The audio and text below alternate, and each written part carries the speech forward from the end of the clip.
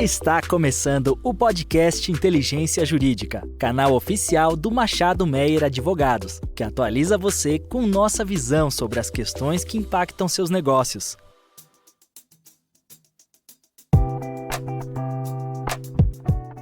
Sejam bem-vindos, esse é mais um episódio do podcast Transição Energética do Machado Meyer Advogados. Para esse episódio, eu e Maria Fernanda temos a satisfação de receber Fernanda Delgado, hoje diretora executiva e CEO da Associação Brasileira da Indústria de Hidrogênio Verde, ABIV, e também professora de pós-graduação da Fundação Getúlio Vargas e da Universidade Federal do Rio de Janeiro. Seja muito bem-vinda, Fernanda. Oi, Ana. Bem-vinda, Fernanda. Obrigada pelo convite, é uma honra participar.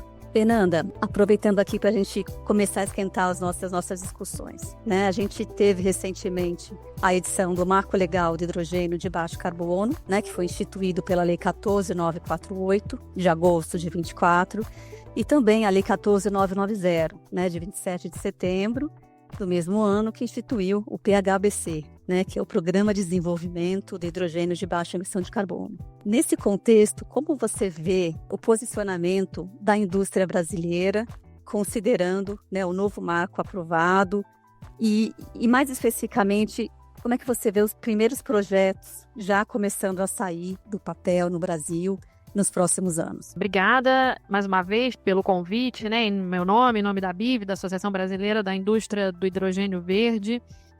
A gente vê com um entusiasmo, uma alegria, uma satisfação, né, a aprovação dessas duas leis. Uma que institui todo o marco legal quando você fala de taxonomia, quando você fala de agência reguladora, e o outro marco que traz aí os créditos, os incentivos, né, ou mais bem os subsídios para tirar essa indústria do papel, como você colocou. O Brasil, eu gosto de dizer que ele tem os fundamentos para a indústria do hidrogênio, né? A gente tem uma matriz elétrica 90% renovável, a matriz hidráulica, solar, eólica. A gente tem uma posição geopolítica muito favorável, às vezes a gente esquece dessa condição nacional. A gente tem instituições muito fortes, muito respeitadas fora do Brasil. Os contratos no Brasil são sempre muito respeitados, né? A santidade dos contratos. A gente tem disposição de terra, de água. Então, os fundamentos para os negócios são muito bem postos aqui no Brasil. Então, esses fundamentos agora têm um corolário que é esse marco legal com essas duas leis, né? A 14.948 e depois essa lei complementar 14.990 com os créditos, com esses incentivos. Isso posto, o Brasil tem uma posição privilegiada em relação a outras praças que também estão atrás desses investimentos em hidrogênio verde, né? A gente tem os Estados Unidos aí com a IRA, com 2 trilhões de dólares, um saco enorme de dinheiro para atrair investimentos. Tem a Austrália, a Namíbia, o Egito, todo mundo correndo atrás para atrair esses investimentos e também descarbonizar suas matrizes energéticas e seus processos produtivos. Vai ganhar quem tiver as melhores condições para atrair esses investimentos.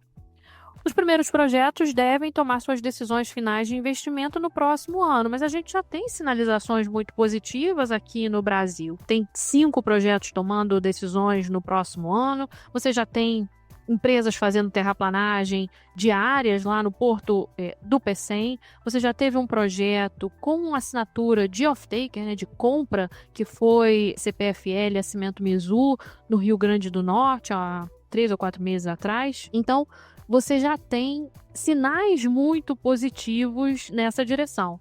A regulamentação sendo discutida agora, tanto do REHIDRO quanto do PHBC, sendo discutidas com a sociedade, com a indústria. Teve a chamada pública dos hubs, né? Foram mais de 70 propostas de hubs de hidrogênio. Tem vários projetos piloto também agora selecionados também pelo Ministério de Minas e Energia junto com a ANEEL, a chamada pública da ANEEL, e projetos também que foram agraciados aí com o Climate Investment Fund do BNDES, 3 desses projetos que são associados da ABIV. Então, os astros estão alinhados, a conjuntura está posta. Eu acho que o Brasil tem tudo para sair na frente e esses projetos tomarem sua decisão final de investimento no próximo ano. Excelente, Fernanda. Obrigada. E a gente sabe que no momento a indústria, né, e o governo têm trabalhado na regulamentação do REHIDRO, também na regulamentação do PHBC, né? A gente vai ter uma chamada pública prevendo aí a concorrência, né, de projetos pelos créditos fiscais. Então, queria entender, na sua opinião, quais são os principais pontos de atenção que devem ser tomados e, enfim, questões que devem necessariamente ser discutidas no âmbito dessa nova regulamentação.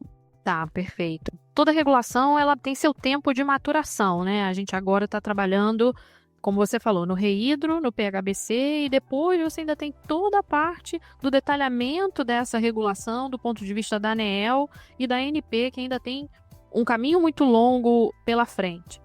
A gente aqui no setor privado, às vezes, acha que as coisas andam muito devagar, mas elas não andam devagar, né? Elas têm o tempo de consenso e o tempo da tomada de decisão entre as casas governamentais, né? A expectativa do Ministério de Minas e Energia é ter o REHIDRO agora no início do ano, e a expectativa do Ministério da Fazenda é ter também o PHBC no início de 2025. São N aspectos que a gente precisa levar em consideração do PHBC e do REHIDRO, mas eu acredito que o mais importante que a gente precisa manter, a gente como sociedade, como indústria, a gente precisa levar em consideração, é que o PHBC ele tem a destinação de 18,3 bilhões de reais de recursos públicos entre 2028 e 2032 para tirar essa indústria do papel, para levantar as primeiras empresas e a gente dar o pontapé inicial dessa indústria.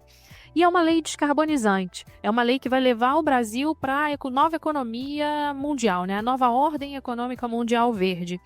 E essa lei, por ser descarbonizante, ela tem que privilegiar as rotas de menor emissão.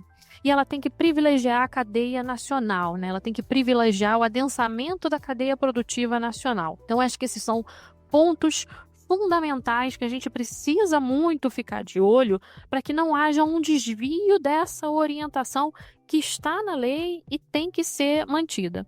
Os recursos públicos são poucos, são escassos, né? A gente está numa época de austeridade fiscal, a gente está numa época de reforma tributária, a gente tem aí essa concessão desses créditos, né? Que vão ser alocados ao longo de 5 anos para os primeiros entrantes, mas a gente não pode perder de vista que tem que se privilegiar as rotas, né, de menor emissão de carbono. A gente teve 2 semanas atrás, mais ou menos, a aprovação do marco legal, primeira casa, né, na Câmara, do mercado de carbono. E por que eu trago o mercado de carbono para a discussão? Porque a aprovação do mercado de carbono é muito emblemático para o mercado de hidrogênio. O mercado de carbono ele vai trazer uma sinalização para as externalidades negativas dos combustíveis fósseis e ele auxilia a toda a regulação do mercado de hidrogênio. Então você vai ter um equilíbrio aí, quando é lógico, isso toma tempo, né? Não é trivial, não é de uma hora para outra, mas quando você tiver tudo isso colocado no seu devido lugar e todas essas regulamentações funcionando, né? A lei e a regulação, você vai ter a sinalização econômica do mercado de carbono funcionando, penalizando as externalidades negativas do mercado fóssil. Você vai ter a regulamentação privilegiando as rotas de menor emissão e o mercado de hidrogênio verde, né? E aí eu gosto de frisar que, apesar de ser de baixo carbono, quando teve a aprovação da lei, o presidente Lula falou hidrogênio verde, estava lá escrito hidrogênio verde, em todo lugar vem hidrogênio verde, e eu gosto muito de dizer que nenhum problema com todos os hidrogênios, mas o verde é muito mais legal. Você vai ter um equilíbrio entre essa alocação de recursos. E a importância disso, saindo um pouco do tema, é que hoje você tem o prêmio verde. E quando você tiver a sinalização econômica do mercado de carbono, o prêmio verde para de existir. Você vai colocar o etanol no seu carro, não só porque ele faz bem ao meio ambiente, mas porque ele vai ter um preço menor. Então você vai consumir o produto verde porque ele vai ser de menor preço em relação àquele que vai pagar o atributo ambiental negativo penalizado pelo mercado de carbono. Então esse equilíbrio é muito importante e a regulação tem tudo a ver com isso. Então A gente tem uma expectativa muito grande dessa regulação, não só do mercado de hidrogênio, mas do mercado de carbono também, aí nos próximos meses. Muito legal, Fernanda. E eu acho que na sua fala, né, você comentou muito que o hidrogênio, a importância dele num contexto de regulação de mercados de baixa emissão de carbono. A nossa lei é uma lei de hidrogênio de baixo carbono. A gente tem algumas definições na lei, né, de hidrogênio verde, de hidrogênio renovável e hidrogênio de baixa emissão. E aqui a gente adotou na lei do hidrogênio de baixa emissão de carbono um parâmetro quantitativo de emissão do processo produtivo que é igual a 7 quilos de carbono equivalente por quilograma de hidrogênio produzido, enquanto nos países europeus esse número é 4. Né? Então, com base nisso, a gente queria entender como você acha que essa divergência pode impactar na nossa participação no mercado internacional de hidrogênio de baixa emissão e quais você acredita que devam ser os próximos passos na regulamentação desse tema especificamente. Legal, né? A gente veio falando de regulação e baixa emissão. Quando houve essa alteração, para a BIV isso não representou nenhum issue, né? Porque quando você tiver o mercado colocado, quem vai te dizer o quanto de emissão de CO2 por quilo de hidrogênio produzido vai ser o seu comprador, vai ser a sua certificação. Então, o que está na lei brasileira não é nenhum impeditivo, né? Quando eu for fechar um contrato, o meu comprador vai me exigir uma certificação e eu, produtor de hidrogênio, vou ter que ter um certificado dizendo se eu emitir 2, 3, 5, meio ou zero. Então, o que está na lei brasileira não impede a minha entrada no mercado internacional. Não sei se eu me explico bem, mas a certificação de cada produtor é o que vai resolver essa questão.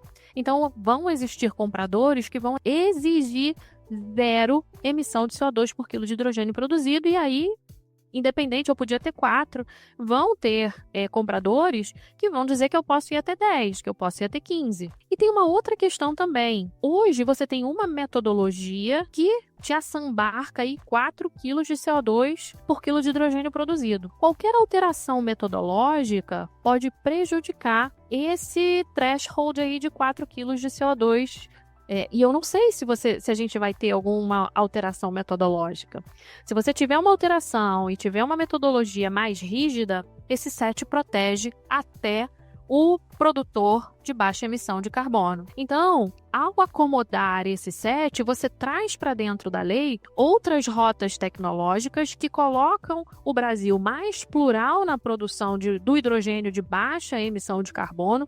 E para o hidrogênio verde, né, que é a questão da BIV aí, né, da indústria brasileira de hidrogênio verde, não é nenhum impeditivo, só coloca uma pluralidade de possibilidades de produção de hidrogênio. Agora, novamente, é o comprador do outro lado, a partir das metas que ele mesmo vai ter que cumprir, que vai dizer tipo de limite de CO2 por quilo de hidrogênio produzido que ele vai poder comprar. Então, o que está na lei não teria nenhum problema.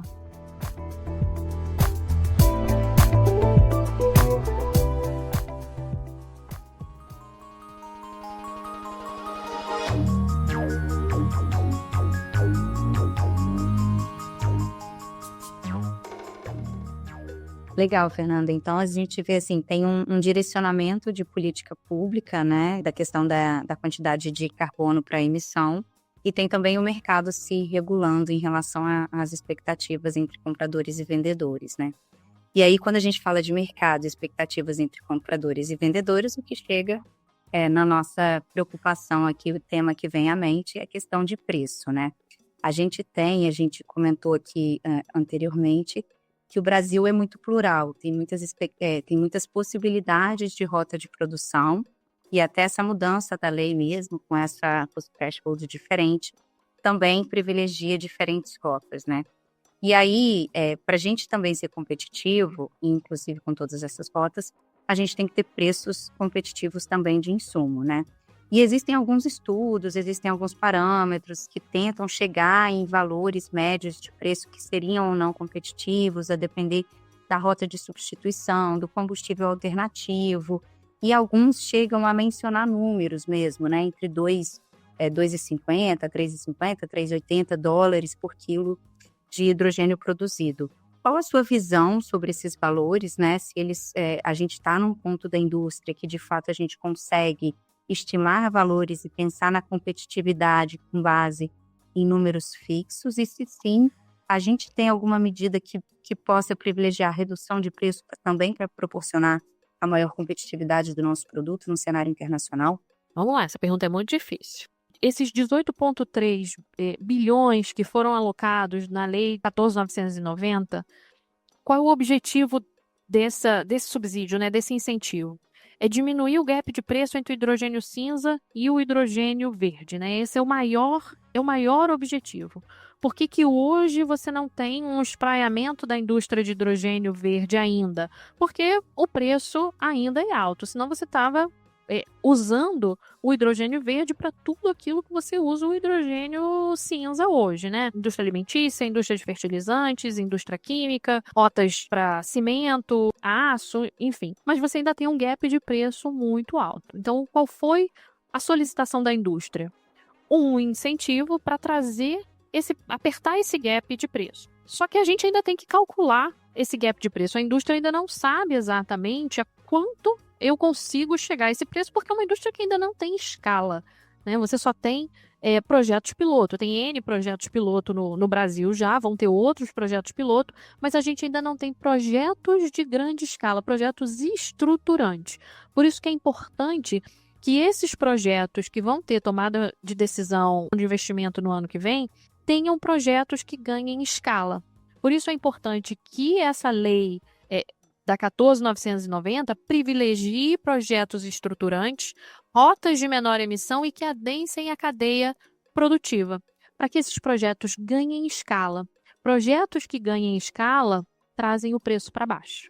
E trazendo esse preço para baixo, a gente ganha competitividade não só em relação ao hidrogênio cinza, mas em relação a outras praças que também vão estar fazendo hidrogênio verde no mundo inteiro. Hidrogênio verde, amônia e metanol.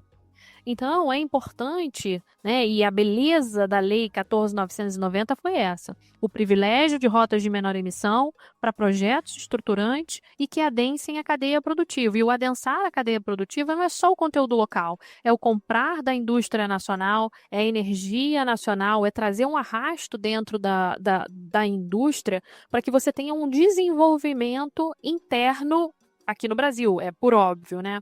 Então, ao ganhar a escala, né, e se eu puder deixar uma mensagem, uma única mensagem que o ouvinte se lembre, né, desses 20 minutos de podcast, é que projetos estruturantes são essenciais. P&D é incrível, é essencial para o desenvolvimento e para a gente entender. Você não desenvolve uma indústria sem fazer o P&D para você saber se aquilo vale a pena ou não, se tem aderência ou não com a sua economia. Mas só quando você ganha escala, escopo e velocidade é que você vai entender se você presta para aquilo ou não. Eu gosto de dizer que biocombustíveis são expertise nacional, mas o hidrogênio verde vai ser a alma do Brasil. Todos os fundamentos estão aqui, mas a gente vai ganhar. Ao ganhar a escalabilidade, esse preço cai. A matéria-prima a gente já tem. Todos esses equipamentos vão ganhar escala e esse preço vai cair. E esses fundamentos vão se comprovar, mostrando que essa matriz elétrica, né, que a gente fez lá nos anos que, por uma decisão do preço alto do petróleo, apostou-se numa matriz hidrelétrica, né? A gente acertou no que viu e como é que é? Acertou no que viu e mirou no que não viu. A gente colhe hoje as benesses não só de uma matriz elétrica muito limpa, mas a gente vai colher as benesses de processos produtivos também muito limpos. E aí a gente vai ter a soja verde, o fertilizante verde, o aço brasileiro verde e poder competir de igual para igual na nova ordem econômica mundial verde. Excelente, Fernanda. Muito obrigada pela sua participação com a gente, pelos excelentes insights e comentários. Desejo a você, desejo a BIV e, obviamente, desejo a todos nós aqui do Brasil e da indústria, do setor industrial, eu diria, na verdade, a todo o setor industrial brasileiro, que seja bem sucedido, né? Enfim, em aproveitar essa oportunidade que se abre, né? Enfim, que cada vez está mais concreta no cenário mundial, que é justamente essa nova revolução energética, né? Que está vindo com o hidrogênio, e que possamos nós saber aproveitar o papel estratégico que o Brasil tem, enfim, com energia verde abundante, um sistema de infraestrutura, de interconexão, de transmissão de energia muito sólido, um regulador muito competente, enfim, que possamos saber usar essa janela. Sucesso para você, muito obrigada pela sua participação e até a próxima. Sou eu quem agradece, Ana, Fernanda. Obrigada pelo convite em nome da ABIV. Obrigada mais uma vez. Agradeço a participação de todos que nos seguiram até aqui e aguardo vocês no nosso próximo episódio.